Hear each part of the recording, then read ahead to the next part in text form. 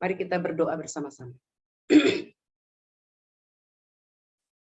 Bapak di surga, kami bersyukur, berterima kasih sore ini Engkau telah menghimpunkan kami kembali untuk melanjutkan pembelajaran kitab Roma pasal 5.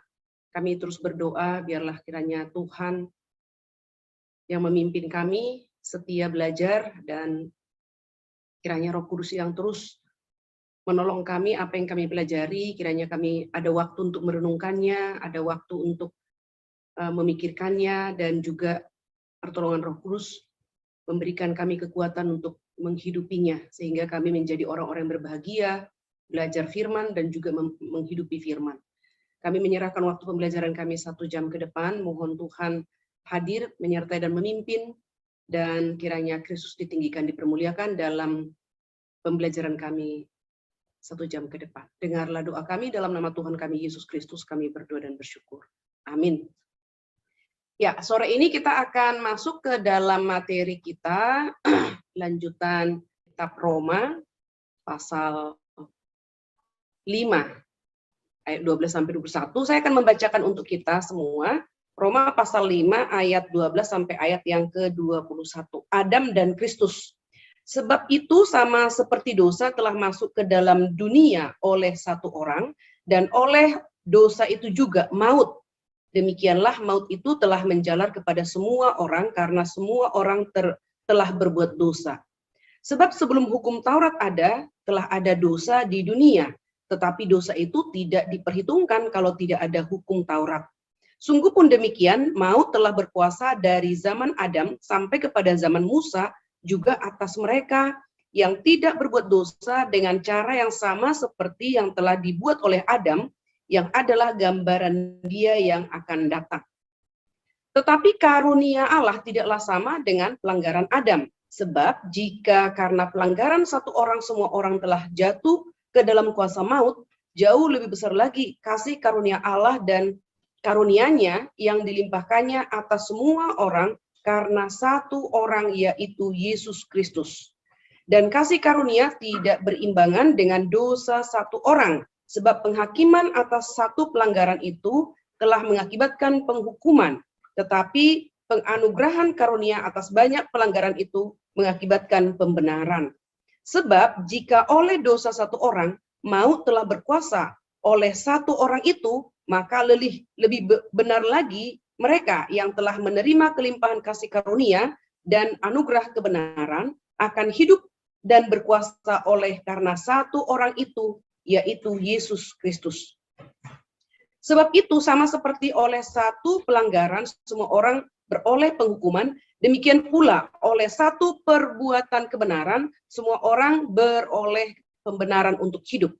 Jadi sama seperti oleh ketidaktaatan satu orang, semua orang telah menjadi orang berdosa, demikian pula oleh ketaatan satu orang, semua orang menjadi orang benar. Tetapi hukum Taurat ditambahkan, supaya pelanggaran menjadi semakin banyak, dan di mana dosa bertambah banyak, di sana kasih karunia menjadi berlimpah-limpah. Supaya sama seperti dosa berkuasa dalam alam maut, demikian kasih karunia akan berkuasa oleh kebenaran untuk hidup yang kekal oleh Yesus Kristus Tuhan kita.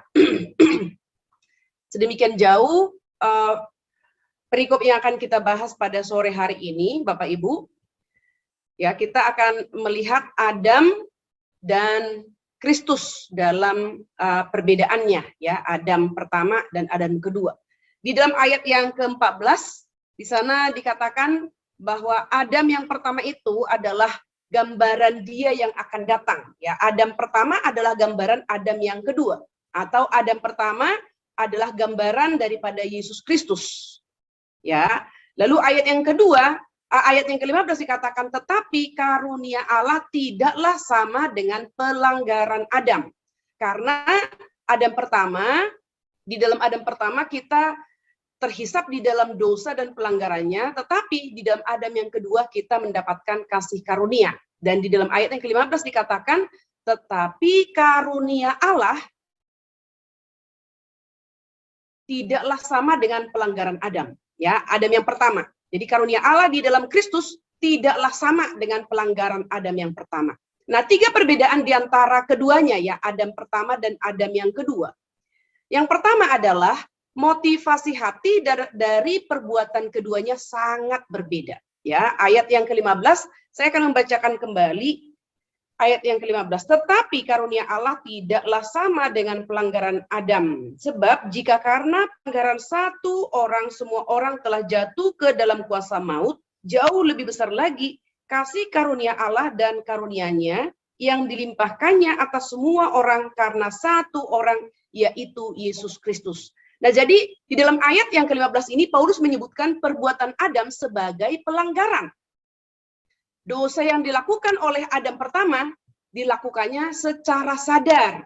Dia tidak ada dalam kondisi setengah sadar atau ada di dalam kondisi pingsan begitu ya. Tetapi dikatakan bahwa Adam ketika dia melakukan dosa di Taman Eden, dia melakukannya secara sadar. Dia tahu konsekuensi logis, karena Allah telah menyatakannya dengan terus terang. Jika kamu makan buah di tengah taman, engkau akan mati bersama dengan keturunanmu. Jadi ini sangat jelas sekali, tidak ada informasi yang blur ya, sangat jelas sekali Tuhan menyatakan perjanjian hidup pada waktu itu, bahwa semua buah pohon di taman ini boleh dimakan, tetapi buah di tengah taman tidak boleh dimakan. Jika dimakan, maka Adam bersama dengan semua keturunannya akan mati. Nah, lalu di dalam ayat yang ke-15 ini dikatakan, tetapi menyebutkan perbuatan Yesus sebagai karunia. Jadi perbuatan Adam di Taman Eden adalah pelanggaran terhadap hukum Allah, tetapi perbuatan Yesus, ya, seluruh hidup yang dijalankan oleh Yesus adalah sebagai karunia. Karena kehidupan yang sempurna itu nanti menjadi kehidupan yang diterima oleh Allah Bapa atau memenuhi syarat untuk menjadi pengganti umat pilihan sepanjang zaman. Nah, di sini kita melihat perbedaan ya, motivasi hati dari perbuatan keduanya. Yang pertama ini, Adam pertama, perbuatannya adalah meninggikan diri. Adam kedua, yaitu Yesus, perbuatannya adalah pengorbanan diri.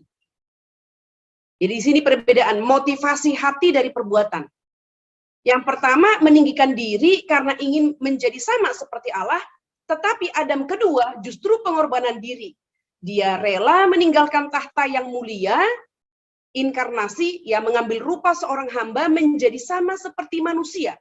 Bukan hanya menjadi sama dengan manusia yang adalah ciptaan, tetapi pengorbanan Kristus masih terus turun, ya, mulai dari kita sudah belajar di dalam buku katekismus ya, perendahan Kristus itu adalah peristiwa inkarnasi menjadi manusia dan terus turun sampai dia naik ke atas kayu salib, sampai dia mati dan dikuburkan. Jadi itu adalah perbuatan pengorbanan. Karena Yesus mati bukan karena perbuatan dosanya, tapi Yesus mati karena dosa kita diimputasikan kepada Yesus Kristus. Sehingga Allah Bapa melihat dosa kita di dalam diri Yesus. Dan Yesus naik ke atas kayu salib untuk menanggung hukuman dosa kita. Yang kedua, perbuatan Adam yang pertama adalah pelanggaran terhadap hukum Allah. Sedangkan Yesus Kristus perbuatannya adalah kebenaran di dalam ayat yang ke-18 ya. Di dalam ayat yang ke-18, sebab itu sama seperti oleh satu pelanggaran, semua orang beroleh penghukuman. Demikian pula oleh satu perbuatan kebenaran, semua orang beroleh pembenaran untuk hidup. Jadi, di dalam ayat 18 ini, kita melihat perbuatan Adam adalah pelanggaran hukum, ya, perbuatan Yesus adalah pembenaran. Dan di dalam ayat 19, jadi sama seperti oleh ketidaktaatan satu orang, semua orang telah menjadi orang berdosa, demikian pula oleh ketaatan satu orang, semua orang menjadi benar. Jadi pelanggaran hukum ini adalah ketidaktaatan, perbuatan Yesus. Yang dikatakan kebenaran itu juga adalah ketaatan. Nah, jadi suatu pemenuhan penuh, berarti sempurna ya, penuh terhadap hukum. Adam gagal mentaati hukum, Yesus Kristus taat sepenuhnya, taat dengan sempurna menjalankan hukum. Dan kita sudah belajar bersama-sama doktrin tentang imputasi ya. Jadi ketidaktaatan Adam ini turun atas kita.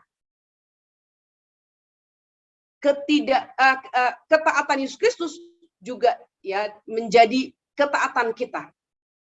Nah, ini menjadi satu hal yang luar biasa ya Bapak Ibu di dalam pengajaran iman Kristen tentang istilah perwakilan. Adam adalah wakil kita di Taman Eden dan Yesus Kristus adalah wakil yang lain.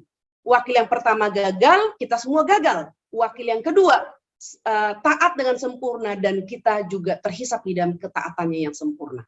Nah, jadi Yesus di dalam pengorbanannya dan perbuatan kebenarannya, ketaatannya, dia mati bagi kita.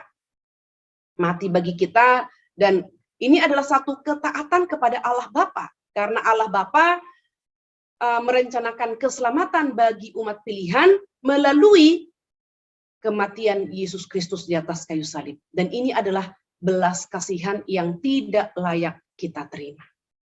Belas kasihan itu adalah sesuatu yang tidak layak kita terima. Keadilan adalah sesuatu yang layak kita terima. Jadi, iman yang dikaruniakan oleh Allah kepada kita, iman kepada Kristus, membawa kita kepada keselamatan, dan keselamatan yang dikerjakan oleh Yesus Kristus adalah belas kasihan yang tidak layak kita terima. Nah, yang kedua, motivasi, tiga perbedaan diantaranya adalah hasil dari kedua perbuatan sangat berlawanan. Ya, yang pertama kita lihat Adam menghasilkan maut, yaitu mati jasmani, ayat yang ke-15 ya. Ayat yang ke-15 saya baca ulang lagi. Tetapi karunia Allah tidaklah sama dengan pelanggaran Adam, sebab jika karena pelanggaran satu orang semua orang telah jatuh ke dalam kuasa maut, jauh lebih besar lagi kasih karunia Allah dan karunia-Nya yang dilimpahkannya ke atas orang karena satu orang, yaitu Yesus Kristus. Nah, jadi yang kedua ini adalah Adam pertama menghasilkan maut, yaitu mati jasmani. Semua manusia pada akhirnya akan mengalami kematian secara jasmani. Itu adalah hasil daripada perbuatan Adam. Di dalam Kristus menghasilkan hidup. Ya, jadi perbuatan Kristus itu adalah menghasilkan hidup. Hidup untuk selama-lamanya di dalam langit dan bumi baru nanti.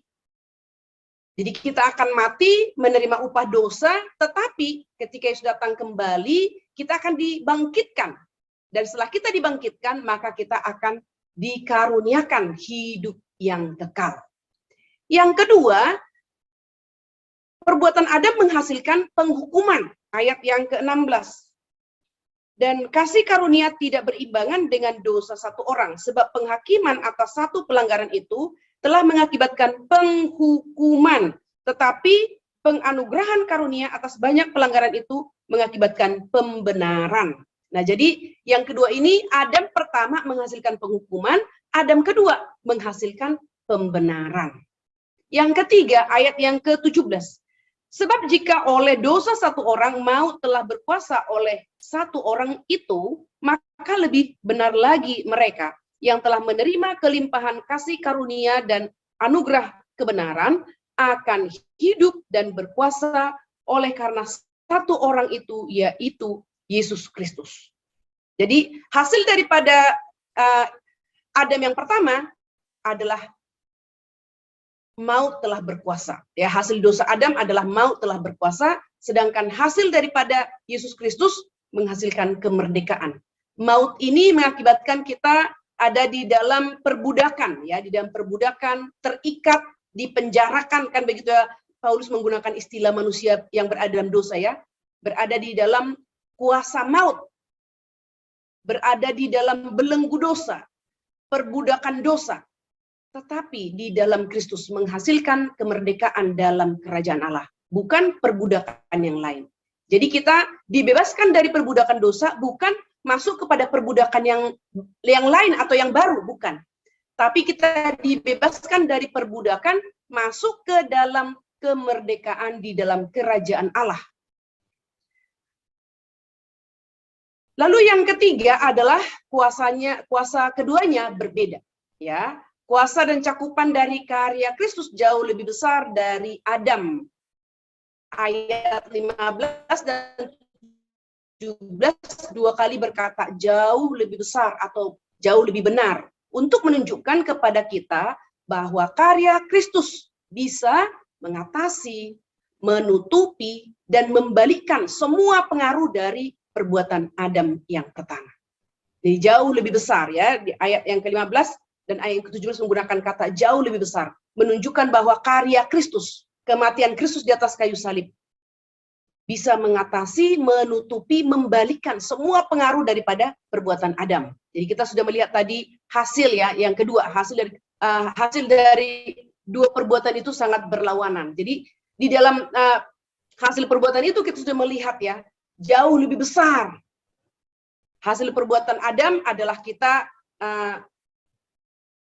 hidup di dalam dosa, hasil perbuatan Kristus kita hidup di dalam kemerdekaan. Nah, sebenarnya ada yang keempat, ya, kontrasnya antara dosa dan karunia atau pembenaran. Jadi hukuman kita sebenarnya adalah keadilan, ya. Kalau kita mendapat hukuman itu adalah keadilan, sedangkan pembenaran kita itu adalah kasih karunia yang berlimpah. Memberi kita jauh lebih banyak dari yang layak kita dapatkan. Jadi, kalau Allah menghukum kita itu adalah adil, tetapi pembenaran yang kita terima itu adalah kasih karunia yang berlimpah, yang jauh lebih banyak dari yang layak kita terima.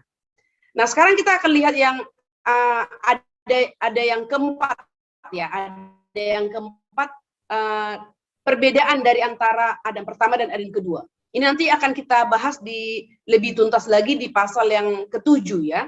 Yang keempat ini persatuan kita dengan Adam sebagai wakil perjanjian melalui fisik. Tetapi persatuan kita dengan Kristus sebagai wakil perjanjian kita melalui iman. Jadi kita persatuan dengan Adam pertama adalah melalui fisik, persatuan dengan Kristus adalah melalui iman. Jadi Allah mempersatukan kita dengan Kristus ketika kita percaya kepada Dia. Jadi Roh Kudus, ya, mempersatukan kita dengan Kristus. Unity with Christ. Dipersatukan dengan Kristus. Itu adalah karya Roh Kudus. Roh Kudus mempersatukan kita ketika kita percaya menerima Yesus sebagai Tuhan dan Juru Selamat pribadi. Ketika kita beriman kepada Yesus Kristus, kita dipersatukan dengan Kristus. Nah, inilah alasan Paulus menuliskan kita mati bersama Kristus, kita telah dikuburkan bersama dengan Kristus, dan kita dibangkitkan bersama dengan Kristus. Karena ketika kita beriman kepada Kristus, itu adalah kita dipersatukan. Dan ketika kita dipersatukan, maka kematian Kristus, ya, kita mati bersama Kristus, kita dikuburkan bersama Kristus, dan kita juga dibangkitkan bersama dengan Kristus. Di dalam Roma pasal yang ke-6, minggu depan kita akan bahas, saya akan membacakannya saja, ya. Roma pasal 6 ayat 2-4. Sekali-kali tidak, bukankah kita telah mati bagi dosa? Bagaimanakah kita masih dapat hidup di dalamnya? Atau tidak tahukah kamu bahwa kita semua yang telah dibaptis dalam Kristus, telah dibaptis dalam kematiannya? Dengan demikian, kita telah dikuburkan bersama-sama dengan Dia oleh baptisan dalam kematiannya, supaya sama seperti Kristus telah dibangkitkan dari antara orang mati oleh kemuliaan Bapa, demikian juga kita akan hidup dalam hidup yang baru. Ayat yang ke-8. Jadi, jika kita telah mati dengan Kristus, kita percaya bahwa kita akan hidup juga dengan Dia. Nah, jadi ini ada pengajaran yang agung, ya, Bapak Ibu. Di dalam Adam yang pertama kita mati dalam dosa, di dalam Adam yang kedua kita dihidupkan. Kita dipersatukan dengan Kristus dan kita mati, kita dikuburkan, dan kita dibangkitkan bersama dengan Kristus. Nah, itu sebabnya nanti dikatakan setelah kita beriman kepada Kristus, kita menjadi manusia baru, ya enggak? New life in Christ, hidup baru dalam Kristus. Karena kita dipersatukan dengan Kristus. Makanya dikatakan new life in Christ. Hidup baru dalam Kristus. Nah, sebelum kita dipersatukan dengan Kristus melalui iman, semua yang berlaku pada Adam yang pertama berlaku juga pada kita.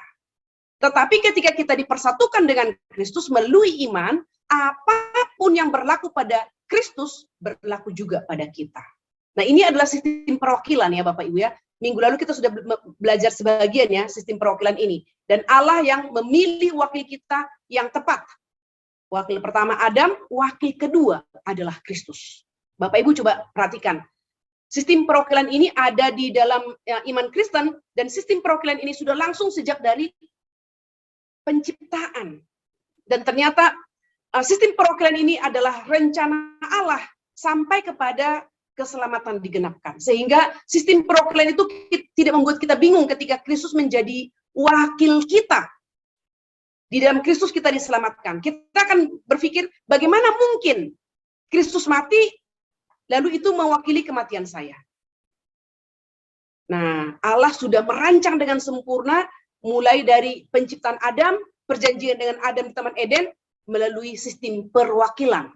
Adam menjadi wakil kita, Allah menentukan. Yesus juga menjadi wakil kita, Allah menentukan. Dan melalui perwakilan ini, kita semua mendapatkan kasih karunia. Nah, John Stott mengatakan, maka apakah kita dihukum atau dibenarkan, apakah kita mati atau hidup secara rohani, bergantung pada manusia mana yang menjadi bagian kita.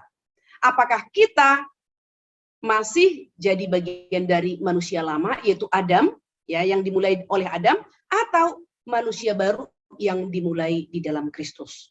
Jadi penting sekali Bapak Ibu, sekali lagi, kita semua saya percaya sudah ada sudah menjadi manusia baru dalam Kristus, maka kita perlu memikirkan tentang orang-orang yang masih hidup di dalam manusia lama.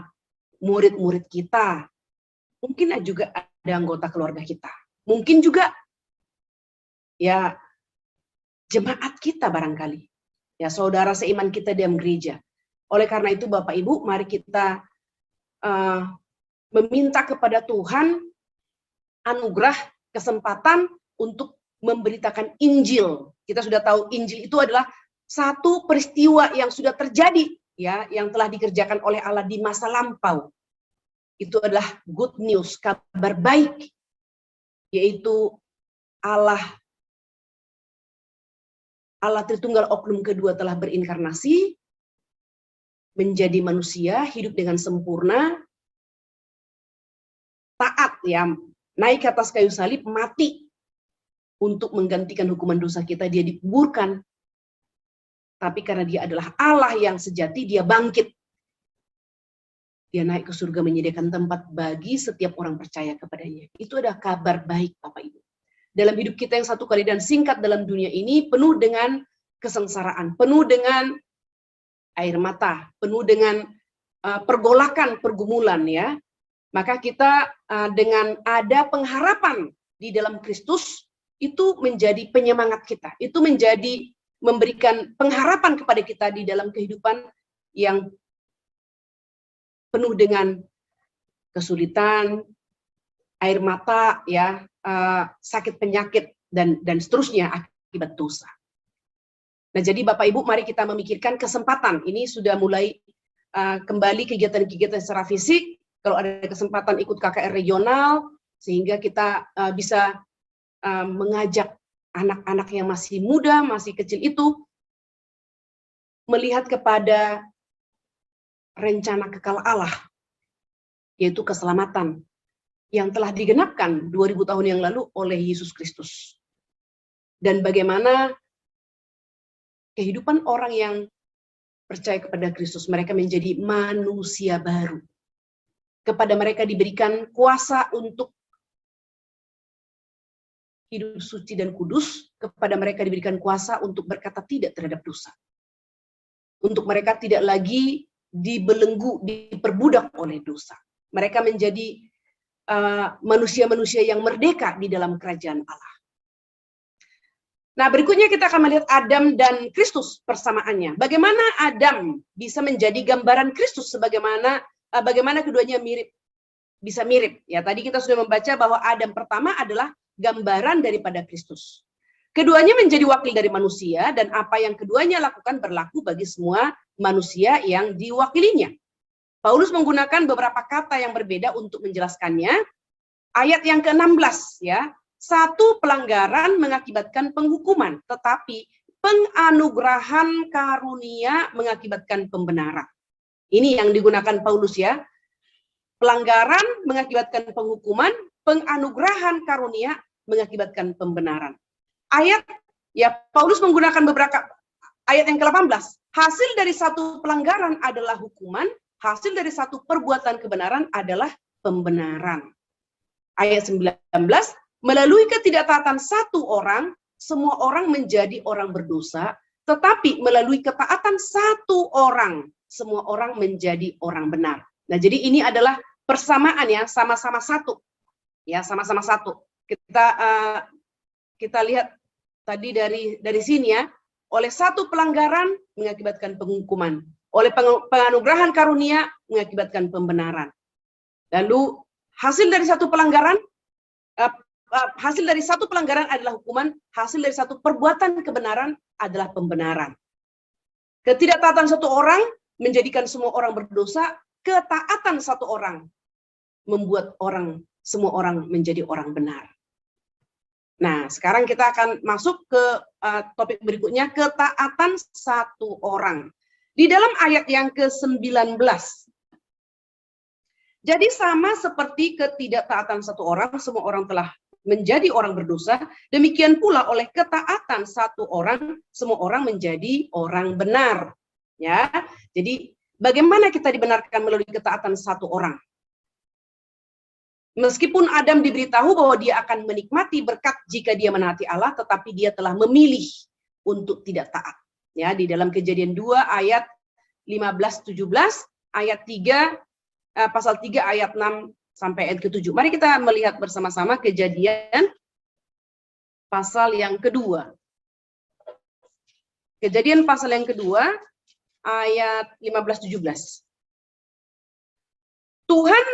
Tuhan Allah mengambil manusia itu dan menempatkannya dalam Taman Eden untuk mengusahakan dan memelihara taman itu.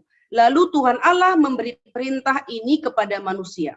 Semua pohon dalam taman ini boleh kau makan buahnya dengan bebas.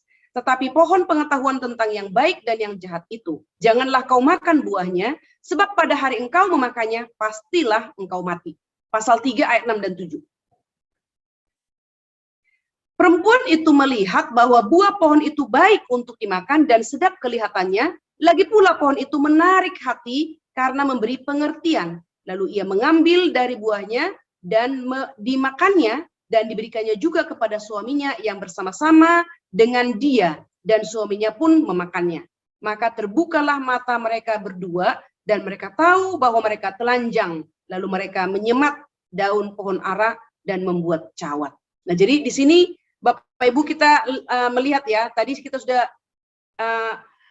mempelajari bahwa tindakan Adam dan Hawa di Taman Eden itu ada tindakan dengan sadar, ya, dengan sadar. Mereka tahu konsekuensinya, dan di sini juga dikatakan Hawa melihat dan buah itu menarik hati. Jadi itu ada tindakan sungguh sadar 100%. Tidak ada juga di bawah intimidasi, tidak ada di bawah bujukan, hanya karena tipu muslihat iblis, ya.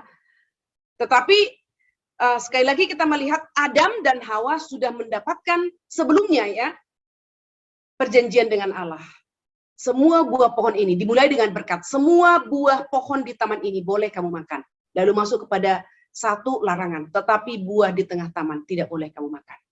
Nah, terkadang kita tidak puas dengan segala berkat Tuhan, dan kita di dalam ketidakpuasan itu, kita masih mengejar, bahkan dalam pengejaran itu kita bisa menghalalkan segala cara. Nah, Bapak Ibu, kita harus belajar bersyukur atas segala anugerah Tuhan, dengan segala jeripayah yang kita kerjakan, dan dengan kita bersyukur itu akan membuat kita merasa cukup. Tapi kalau kita sulit untuk bersyukur, maka kita akan merasa akan tetap kurang, dan kita akan terus memikirkan yang kurang itu bagaimana untuk mendapatkannya. Dan ketika kita memikirkan yang kurang itu bagaimana mendapatkannya, bisa jadi Bapak Ibu, yang kurang yang kita pikirkan kurang itu, dan kita akan berusaha mendapatkannya, secara perlahan hal itu bisa menjadi Tuhan, ya, ilah-ilah yang menarik hati kita condong kepadanya, menjauh daripada Tuhan. Adam kedua tahu dia akan menghadapi penderitaan dan kematian jika dia taat, tetapi dia dengan teguh berjalan dalam ketaatan kepada Bapaknya. Mari kita membuka bersama-sama Markus pasal 14. Markus pasal 14 ayat yang ke-32 sampai ke-36. Markus pasal yang ke-14. Lalu sampailah Yesus dan murid-muridnya ke suatu tempat yang bernama Getsemani. Kata Yesus kepada murid-muridnya, duduklah di sini sementara aku berdoa. Dan ia membawa Petrus, Yakobus, dan Yohanes sertanya. Ia sangat takut dan gentar. Lalu katanya kepada mereka, hatiku sangat sedih, seperti mau mati rasanya. Tinggallah di sini dan berjaga-jagalah. Ia maju sedikit, merebahkan diri ke tanah dan berdoa, supaya sekiranya mungkin saat itu lalu daripadanya. Katanya, ya Bapa, ya Aba, ya Bapa, tidak ada yang mustahil bagimu. Ambillah cawan ini daripadaku, tetapi janganlah apa yang aku kehendaki, melainkan apa yang kau kehendaki. Jadi kita lihat Adam sangat tahu jelas konsekuensi logis ketidaktaatannya. Adam kedua, Yesus Kristus, juga tahu konsekuensi logis daripada ketaatannya. Dia akan menderita bahkan sampai mati. Tetapi dikatakan di dalam bahasa kalimat yang terakhir, ketika Yesus berdoa, ambillah cawan ini jika mungkin, cawan murka Allah ya. Tetapi doa Yesus di Taman Getsemani ditutup dengan satu kalimat, tetapi janganlah kehendakku yang jadi, melainkan kehendakmu yang jadi. Jadi kita melihat Adam pertama dan Adam yang kedua, Bapak Ibu, ya. Oleh ketaatan Adam yang kedua, sekalipun dia harus menderita dan mati, semua orang yang telah dipilih oleh Allah Bapa di dalam kekekalan memperoleh hidup yang kekal. Ketaatan Yesus adalah masalah hidup dan mati bagi kita, karena ketaatan itu adalah ketaatan kita. Ya, kalau Yesus taat, berarti ketaatannya itu diperhitungkan kepada kita. Kalau Yesus tidak taat, ketidaktaatannya itu akan diperhitungkan juga bagi kita. Karena Yesus adalah wakil kita yang lain. Ya, wakil kita yang wakil pertama adalah Adam pertama di Taman Eden, Yesus adalah wakil kedua. Adam pertama gagal, maka kita semua gagal. Adam kedua, kalau gagal kita pun semua akan gagal. Tetapi Alkitab memberitahukan Adam kedua, wakil kita yang lain itu, dia taat dengan sempurna. Sekalipun dia sudah tahu konsekuensi logis daripada ketaatannya adalah penderitaan sampai kepada kematian, tetapi dia telah berjalan dengan teguh dalam ketaatan kepada Bapa di surga. Berikutnya kita melihat mengapa hukum Taurat ada. Di dalam ayat yang ke-20 ya, dalam ayat yang ke-20, tetapi hukum Taurat ditambahkan supaya pelanggaran menjadi semakin banyak, di mana dosa bertambah banyak, di sana kasih karunia menjadi berlimpah-limpah. Jadi hukum Taurat ditambahkan supaya pelanggaran menjadi semakin banyak. Kita lihat Galatia pasal 3 ayat yang ke-19. Galatia pasal 3 ayat 19, kalau demikian, apakah maksudnya hukum Taurat? Ia ditambahkan oleh karena pelanggaran-pelanggaran, sampai datang keturunan yang dimaksudkan oleh Injil itu, dan ia disampaikan dengan perantaraan malaikat-malaikat ke dalam tangan seorang pengantara. Nah, jadi mengapa hukum Taurat harus ada? Di sini kita lihat saat hukum Taurat diperkenalkan secara resmi melalui Musa, dosa menjadi lebih terlihat dan lebih buruk karena semuanya terbuka. Sebelum hukum Taurat diberikan, manusia tidak tahu apa itu dosa. Tetapi setelah hukum Taurat diberikan, maka menjadi lebih terlihat dan lebih buruk. Karena kita kemudian tahu dari hukum Taurat bahwa tindakan-tindakan kita yang semula kita anggap tidak dosa, kita sekarang menemukan itu adalah tindakan dosa. Hukum Taurat membuktikan bahwa yang menghalangi kita untuk menaati Allah dan firman-Nya bukan karena kurang pengetahuan, tetapi kurang kerelaan dan kemampuan. Ya, kurang kerelaan dan kemampuan. Dalam hal ini kemampuan karena kita di dalam dosa ya. Kita di dalam dosa sehingga kita tidak memiliki kemampuan untuk mentaati Allah dan juga kita tidak ada kerelaan karena di dalam dosa. Nah, kita harus mati di dalam Adam yang pertama dan kasih karunia Allah kepada manusia di dalam Adam yang kedua ya lebih besar daripada pemberontakan manusia terhadap Allah. Ayat yang ke-20 dikatakan di mana dosa bertambah banyak, di sana kasih karunia menjadi berlimpah-limpah. Ayat 21, supaya sama seperti dosa berkuasa dalam alam maut, demikian kasih karunia akan berkuasa oleh kebenaran untuk hidup yang kekal oleh Yesus Kristus Tuhan kita. Jadi sekarang di dalam ayat 21 dikatakan sekarang kasih karunia akan berkuasa oleh kebenaran untuk hidup yang kekal oleh Yesus Kristus Tuhan kita. Di atas kayu salib kita melihat bahwa dosa tidak bisa menggagalkan penyelamatan yang Allah lakukan. Ya, jadi kita lihat justru di atas kayu salib keselamatan itu digenapkan. Nah, sekarang kita akan melihat sebuah pengajaran di antara dua bidat ya, satu pengajaran di antara dua bidat. Di akhir daripada pasal 5 menandai dari bagian yang mulia yang menjelaskan kabar baik tentang pembenaran oleh iman. Ya, sama seperti Tuhan kita disalibkan di antara dua penjahat, maka pengajaran agung tentang pembenaran terus-menerus disalibkan di antara dua bidat yang saling bertentangan. Injil mempertahankan dua kebenaran ini. Ya, yang pertama, Allah itu kudus, maka dosa mengharuskan kita dihukum. Injil memberitahu kita lebih berdosa daripada yang bisa kita bayangkan. Melupakan hal ini menghasilkan sikap yang longgar dan terlalu terbuka, yang kita kenal dengan liberal. Yang kedua, Allah itu murah hati, maka dalam Kristus dosa diatasi. Injil memberitahukan kita diterima di dalam Kristus lebih dari yang bisa kita harapkan ya. Melupakan hal ini menghasilkan sikap moralisme dan legalisme. Jika kita menghilangkan salah satu kebenaran ini, kita juga akan jatuh ke dalam legalisme atau liberalisme dan kita menghilangkan sukacita dan kebebasan Injil. Tanpa pengetahuan tentang dosa kita yang begitu besar, apa yang ditanggung dalam Injil terlihat remeh, ya, dan tidak menghasilkan perubahan atau dorongan. Tanpa pengetahuan tentang hidup dan kematian Kristus yang menghapus hutang secara penuh, maka pengetahuan tentang dosa akan menghancurkan kita atau mendorong kita untuk menyangkal atau menindasnya. Terakhir kita akan melihat di sini legalisme, injili dan liberalisme. Tadi kita sudah melihat ya. Jadi Injili ini adalah pengajaran yang benar, dia diapit antara dua ajaran yang tidak sesuai dengan iman Kristen, legalisme dan liberalisme. Yang pertama kita lihat Injili mengajarkan Allah itu kudus dan kasih.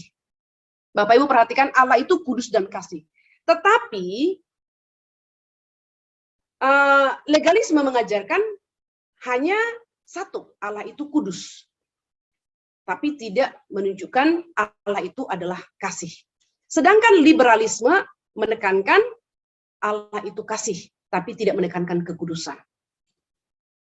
Nah, jadi Bapak Ibu, ketika kita bicara tentang Allah kudus, berarti Allah membenci dosa, ya enggak? Ketika kita membicarakan tentang kasih, Allah itu adalah Allah yang merencanakan keselamatan. Di dalam kasih, Allah itu menyediakan pengampunan bagi setiap orang yang mengaku dosa dan minta pengampunan kepada Allah. Lalu yang kedua, Alkitab mengajarkan menerima kebenaran sempurna, ya kaum Injili menerima kebenaran sempurna dari Allah. Menerima kebenaran sempurna dari Allah. Sedangkan legalisme mengajarkan kebenaran itu diusahakan sendiri. Dan liberalisme mengatakan Anda tidak butuh kebenaran yang sempurna. Nah, jadi ketika kita melihat pengajaran ini, Bapak Ibu, terkadang kita juga tanpa sadar bisa ada di dalam legalisme, ada di liberalisme. Maka mari kita belajar pada hari ini apa yang seharusnya ya kita miliki, pemahaman yang seharusnya berdasarkan iman Kristen. Yang ketiga, Injil mengajarkan materi itu baik, tetapi kita berdosa. Ya, materi tubuh kita ini kan materi kan ya. Kesenangan fisik itu baik, tetapi hidup dengan bijaksana. Oke. Lalu legalisme mengatakan materi itu buruk dan kita berdosa. Mereka mencurigai atau menolak kesenangan fisik atau asketisme. Dan liberalisme mengajarkan materi itu baik dan kita tidak berdosa. Puaskanlah hasrat fisik Anda. Nah, jadi kalau kita melihat ya, kalimat-kalimat ini ada ya di masyarakat, di tengah-tengah kehidupan kita sehari-hari ya. Maka itulah yang perlu kita koreksi. Kalau itu ada di dalam konsep anak-anak kita misalnya, atau anggota keluarga kita harus mengkoreksi dengan pemahaman atau paradigma berdasarkan iman Kristen. Yang berikutnya adalah kaum Injili mengatakan dosa memengaruhi individu dan sistem sosial.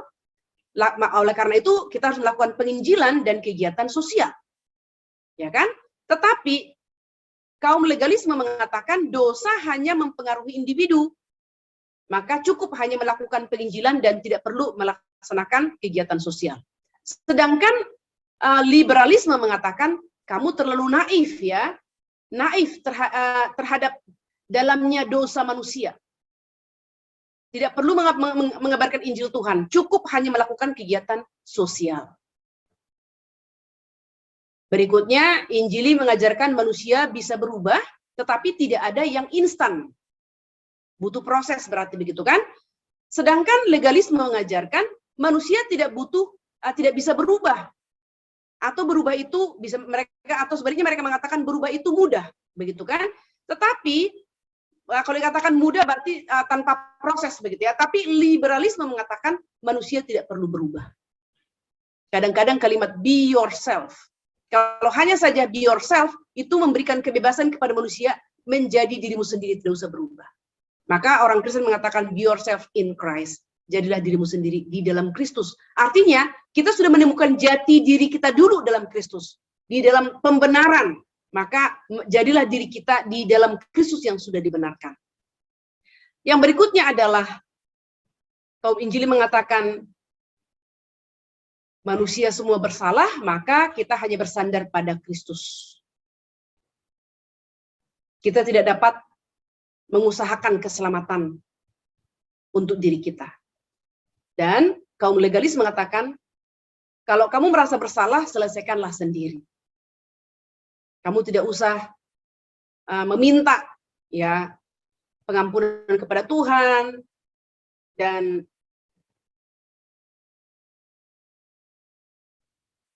tidak usah merasa guilty lah dengan itu ya, selesaikan sendiri saja begitu. Lalu kaum liberalisme mengatakan menjauh dari bersalah ya, yakinkan diri Anda kalau Anda baik-baik saja. Jadi ini yang sering sekali di dalam kekristenan pun kita terus ya dirangsang dengan orang-orang yang tidak mempelajari Alkitab dengan baik, selalu memberikan motivasi I am okay. Katakan kepada dirimu I am okay. Aku baik-baik saja. Nah, ini dia motivator-motivator sering sekali memberikan kalimat-kalimat seperti ini ya. I am okay. Tapi sebenarnya kita semua adalah orang-orang yang tidak oke. Ya, kita harus bersandar sepenuhnya kepada Kristus. Berikutnya adalah kaum Injili berkata bertobat dari dosa dan membenarkan diri sendiri. Jadi bertobat dari dosa dan membenarkan diri sendiri. Jangan pernah membenarkan diri sendiri. Ya, lalu kaum Injili mengatakan cukup bertobat dari dosa. Lalu kaum liberal mengatakan tidak perlu bertobat dari apapun karena you are okay. Nah, jadi di sini kita melihat Bapak Ibu bagaimana dikatakan pengajaran iman itu berada di antara dua pengajaran yang salah, yang terkadang kita sadari ataupun tidak kita sadari. Kita akan masuk ke dalam perenungan, seberapa berharga ketatan Kristus yang aktif bagi kita. Yang kedua, bagaimana ayat-ayat ini, satu perikop yang sudah kita baca tadi, membuat kita lebih mengasihi Tuhan Yesus, wakil kita yang lain itu. Dan yang ketiga, renungkan tabel yang tadi, rangkuman yang tadi, aspek apa dalam kabar baik Alkitab yang baru kita pelajari, atau diingatkan kembali, atau semakin menghargainya sekarang. Amin. Mari kita berdoa bersama-sama. Bapak di surga, kami bersyukur berterima kasih untuk perikop Roma pasal 5, ayat 12 sampai ayat yang ke-21 yang sudah kami pelajari. Sungguh kami kagum kepadamu ya Tuhan, Allah yang telah merancangkan segala sesuatu dengan sempurna dan tidak ada yang meleset. Kami sungguh bersyukur karena melalui pembelajaran ini kami boleh mengerti bahwa Allah dengan memilih wakil kami yang pertama itu Adam di dalam saat penciptaan di Taman Eden, itu ada satu hal yang mempersiapkan kami untuk menerima wakil yang lain yang akan hidup dengan sempurna, dan olehnya kami mendapatkan anugerah yang sesungguhnya kami tidak layak menerimanya.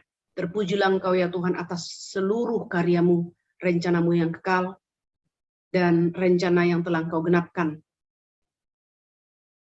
dan yang tidak ada gagal satupun. Kami bersyukur karena kami boleh mendapatkan pengajaran akan kebenaran ini, dan membawa kami dan meneguhkan kami di dalam iman kepada Yesus Kristus. Kami sungguh bersyukur dan kami berdoa atas seluruh pembelajaran akan kebenaran yang kami terima. Tolonglah kami Tuhan untuk semakin mengasihi Tuhan dan mengasihi sesama kami, khususnya jiwa-jiwa yang terhilang. Kami akan mengakhiri pembelajaran kami sore hari ini, akan melanjutkan aktivitas kami yang lain. Kami berdoa mohon Tuhan sertailah kami. Dengarlah doa kami dalam nama Tuhan kami Yesus Kristus, Tuhan dan Juru Selamat kami yang hidup. Kami berdoa dan bersyukur. Amin. Ya, sampai di sini Bapak Ibu.